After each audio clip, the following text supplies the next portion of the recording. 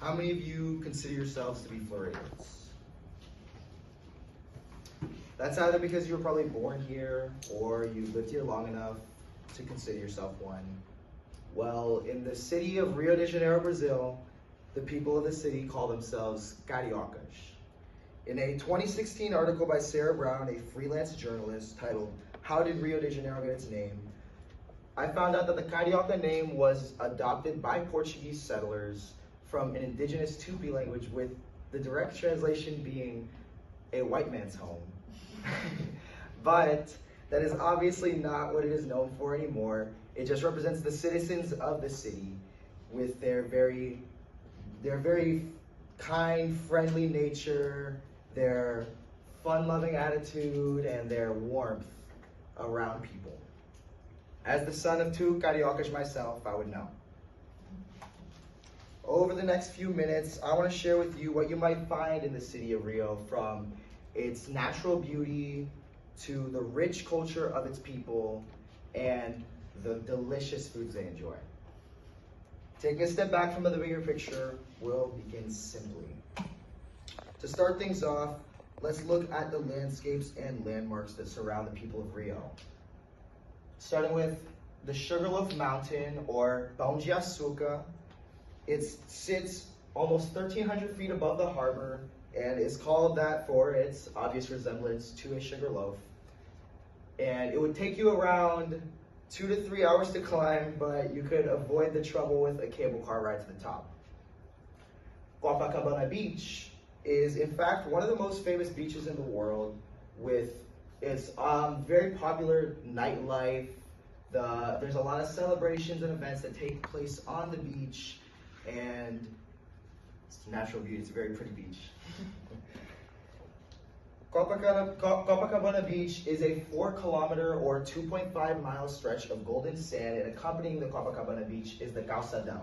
The Calçadão is the sidewalk that goes along the shoreline of the beach. It's very wide, as you can see, and it has that little zigzag pattern that everybody thinks is very cool, and the locals and the tourists really enjoy to just kind of walk on the Calçadão and take in the city.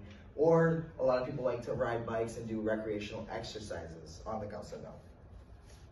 Of course, we can't talk about landmarks in Rio without talking about one of the 7 wonders of the world, Christ the Redeemer, or Cristo Redentor.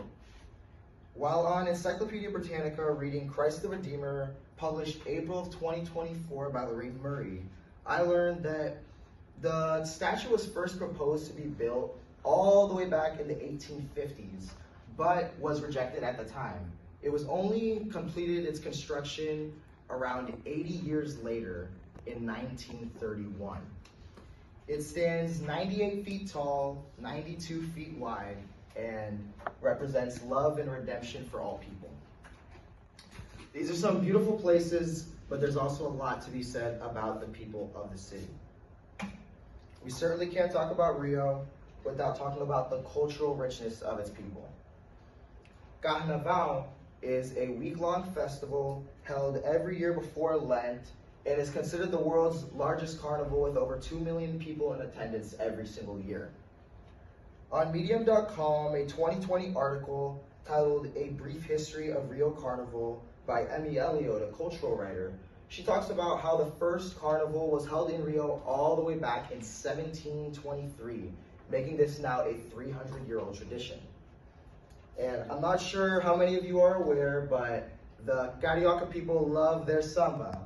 Samba is a ballroom dance characterized by its rhythmic and energetic style, and is a very, very large part of the Carioca culture, with the first samba school being established in Mangueira, a suburb in Rio.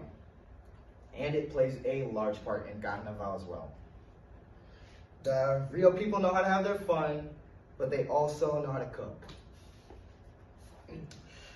Lastly, let's discuss the Carioca people's unique cuisine. Starting with Brazil's national dish, feijoada. Feijoada is a hearty black bean stew with various cuts of pork, from sausage, bacon, and pig's feet.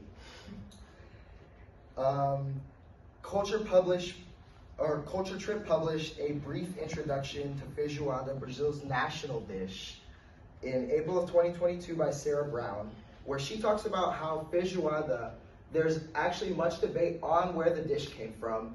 Most people believing that it came from the slaves of the time, where they got beans and leftover meats and created the stew.